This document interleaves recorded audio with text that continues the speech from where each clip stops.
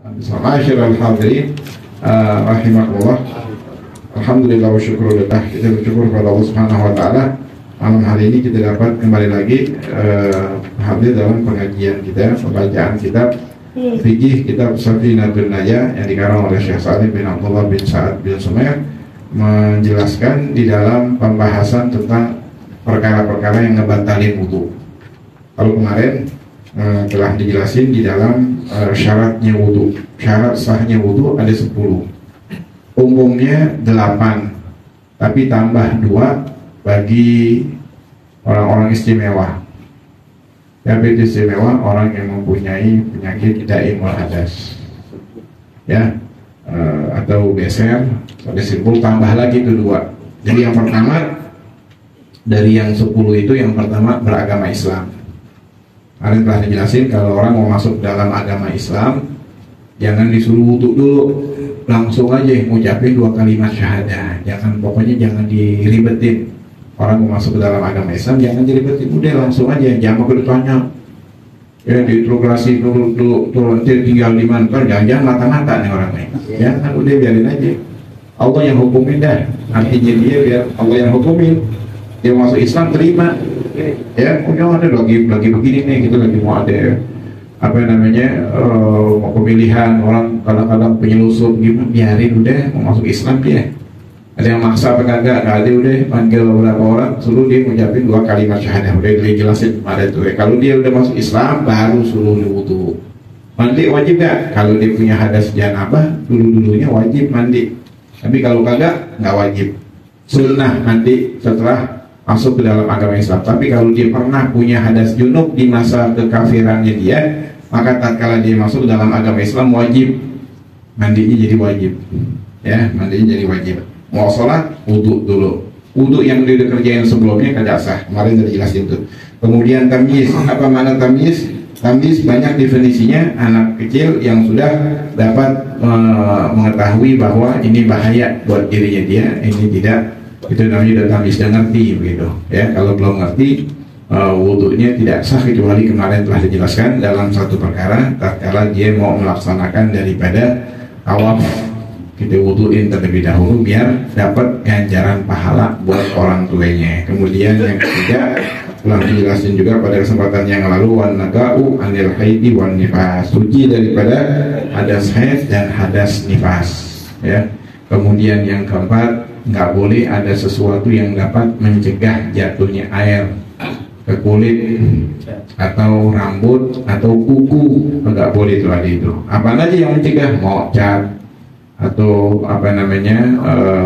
jutek atau misalkan lipstick, misalkan perempuan tuh masuk kan tuh, ya kalis ya, kalis tuh mesti dihilangin dulu. Padahal di bawah saya udah di menor banget nih.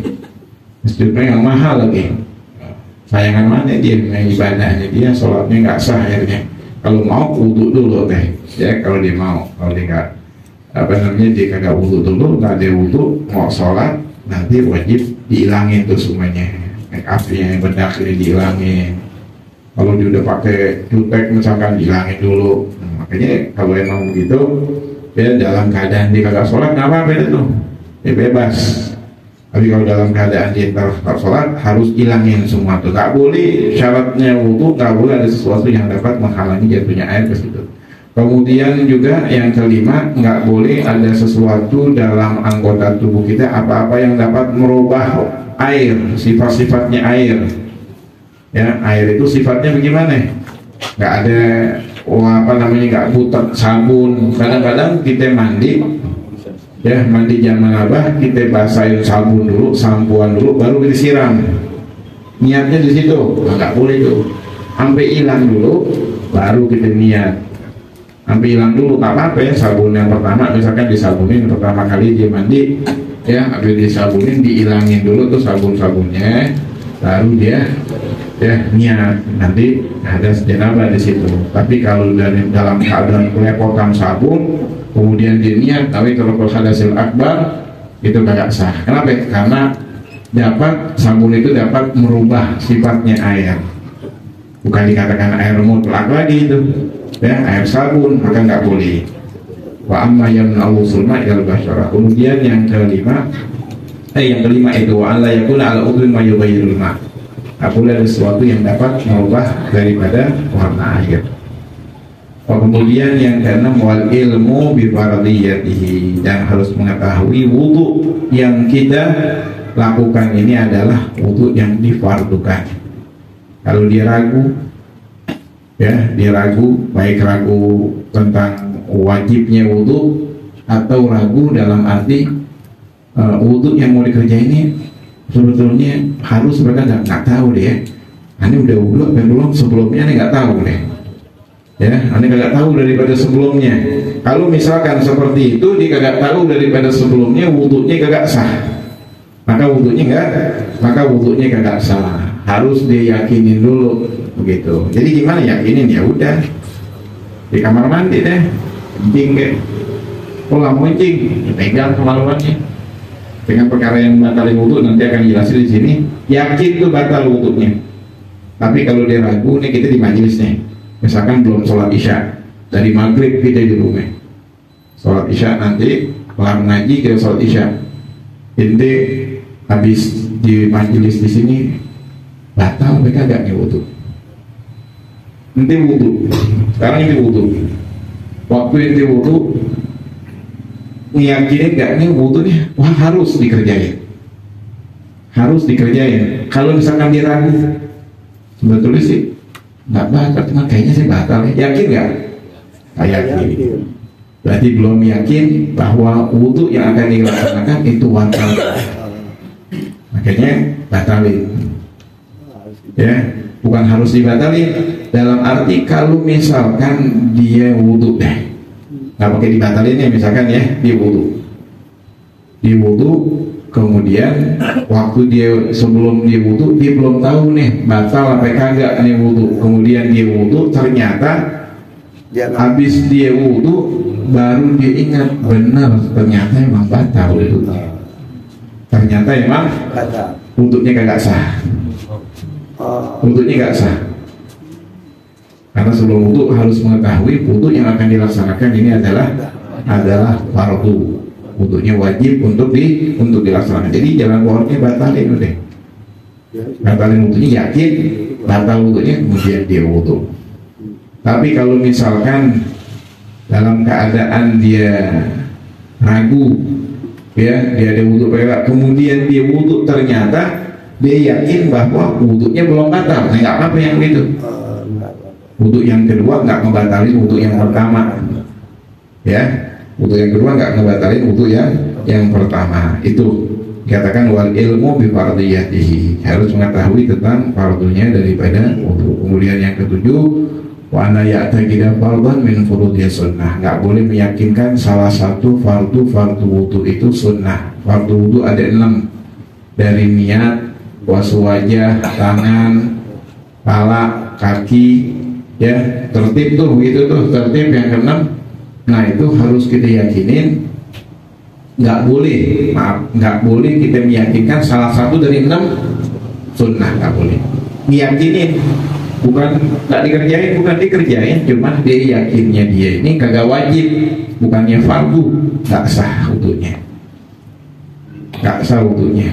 Harus dia meyakinkan bahwa niat ini termasuk fardu wudu, wajib basuh wajah, kemudian tangan, kepala, kaki, tertib termasuk daripada fardu daripada wudu. Kalau dia nggak tertib nggak sah. Dia mengatakan sebetulnya sih wudu nggak tertib, nanti kan kebasuh semua. Basuhan yang paling mestinya yang paling awal, yang paling penting dibasuh kaki yang lebih kotor. Jadi kaki dulu kita basuh, cuci kaki dulu baru cuci muka nanti. Maka itu jarang, maksudnya bersih, jaga kita. Kalau kaki kan kotor, tinggal langkah kemana. Ini anak-anak sekarang yang pada pakai akal-akal tuh, begitu tuh. Kalau misalkan dia meyakinkan bahwa wudu itu nggak wajib tertib, yang penting kebasuh semuanya. Wudu dikerjain tuh, walaupun wudunya ditertib. Tertib itu sunnah, dibilang sunnah, dikerjain sunnah, nggak sah tuh wudunya. Wa ana ya'taqida fardhon min furudihis sunnah. Kemudian yang ke-8 wal ma'ut tahur, dan air yang suci. Wudu pakai air yang najis nggak sah wudunya. Pakai air yang mustakmal nggak sah wudunya. Pakai air yang nggak dikatakan air sabun atau tinta atau yang lainnya nggak sah, harus dikatakan ma'ut tahur, air yang suci dan dapat mensucikan. Itu fardu syarat sahnya wudu. Begitu juga mandi. Tambah lagi 2 perkara buat orang yang mempunyai daripada hadas salisil bol atau beser. Mudah-mudahan Allah Subhanahu wa taala menjauhkan kita dari penyakit tersebut. Ya, apa syaratnya? Atau juga begitu juga sama ini dengan perempuan yang mempunyai daripada hadas istihadah, keluar darahnya kagak berhenti. Nah, itu syarat wudunya tambah lagi 2. Yaitu dari syarat yang pertama sampai 8 tambah lagi 2, yang ke-9 dukhulul waqt. Kalau mau wudu udah mesti harus masuk waktu dulu. Dia mau sembahyang zuhur nih, ya udah masuk belum zuhur, tantang di mandi langsung wudu aja, belum masuk waktu zuhur, agak sah tuh. Wudunya agak sah, harus sudah masuk waktu. Kemudian yang ke-10 wal mualah, dan continue mualah itu habis dari baik mualah dalam basuhan, ya basuhan dalam arti wajah, kemudian tangan. Mualah di sini makna mualah itu adalah membasuh wajah sebelum keringnya wajah, dia udah membasuh tangan. Sebelumnya dia membasuh kepala, ya sebelum keringnya tangan dia udah ngebasuh kepala dan seterusnya. Itu namanya mualah. Mualah di sini ya nggak diwajibkan kecuali bagi orang yang mempunyai daimul hadas, hadas terus menerus. Artinya kalau kita ini misalkan wudu di rumah kita di sini, kita baru basuh wajah mati air, tanya sebelah sama malam kiri kagak ada yang punya air, mampir ke rumahnya. Nah, air bocor, banyak air di sini, banyak air numpang wudu, ya. Tadi udah basuh wajah di sini, di sana tinggal terusin aja, nggak apa-apa ya begitu, nggak jadi syarat harus berurutan, dalam arti nggak sampai keringnya wajah langsung tangan. Itu buat orang yang mualah. Tapi yang sehat ya nggak diwajibkan, nggak diharuskan, tapi sunnah mualah. Mualahnya hukumnya sunnah. Ya kalau misalkan air lagi susah begitu, jangan diulangin lagi buat wajah, tangan langsung deh. Cuman dengan syarat waktu dia ngebasuh terusannya dari wajah ke tangan, itu jedanya itu kagak ada yang melaksanakan perkara yang membatalkan daripada wudu. Kira-kira di jalanan tentu tuh kagak. Tadi ngambil kembalian, kepegang nggak tuh halimnya. Nah, ya kalau begitu berarti batal wudunya tadi tuh, ulangin lagi dari awal. Mualah di sini wajib bagi orang yang mempunyai daripada daimul hadas. Jadi harus masuk waktu tadi sama mualah, dan juga diwajibkan juga bagi orang yang mempunyai daimul hadas, ya setelah dia sebelum dia wudu dia harus membersihkan daripada kemaluannya dia. Dari hadas yang keluar tuh dibersihin dulu, habis dibersihin dia sumpal, ya. Habis dibersihin disumpal. Sumpal gimana? Ambil kapasnya itu disumpal, ya taruh daripada tempat keluarnya, apakah darah kalau perempuan misalkan yang punya istihadah, atau kalau laki misalkan keluar daripada nepes terus tuh dari maaf batang bakarnya gitu. Nah ditutup gitu, dia pakai pakai tisu, kayak pakai apa aja dah, ya. Kalau misalkan kalau dia nggak pakai celana dalam kan mesti diikat, enggak? Diikat, karetnya atuh aja, jangan dua pedes, ya, atuh aja karetnya. Kalau misalkan dia nggak pakai celana dalam, ada sebagian orang nggak pakai celana dalam, ada sebagian orang sini bukan, dia nggak bisa pakai celana dalam, diikat. Kalau dia wajib nyumpalnya, kalau punya daimul hadas, disumpal, ya diikat. Misalkan kalau nggak diikat apa kalau pakai celana dalam, dia pakai celana dalam kemudian wudu langsung buru-buru, ya. Nyumpal ini kalau nggak disumpal kan nepes terus tuh, makanya wajib tuh nyumpalnya. Kalau perempuan di lubangnya itu, lubang keluar itu disumpal gitu, Kalau misalkan sampai kalau emang dia sumpal begini nanti darahnya ngendap di situ panas dia nggak kuat, nggak apa-apa pakai pembalut aja udah. Tapi kalau dia bisa wajib sumpal dulu baru pakai pembalut. Habis itu ya dia melaksanakan itu, setelah itu dia buru-buru wudu, habis wudu langsung sholat, nggak boleh nunggu-nunggu. Kalau pakai nunggu-nunggu dulu, wah laki gue lagi kemana nih, belum pulang kantor. Dia pulang-pulang udah lama, tahu-tahu ya belum tahu wudunya, cuman harus diganti lagi. Sumpelannya dibuka lagi, ganti baru. Bukan lagi, wudunya diwudu lagi. Padahal dia belum ngerjain perkara yang membatalkan wudu. Wajib diulangin lagi wudu. Kalau emang nggak mualah yang sekiranya menghabiskan daripada waktu menghabiskan 2 rakaat yang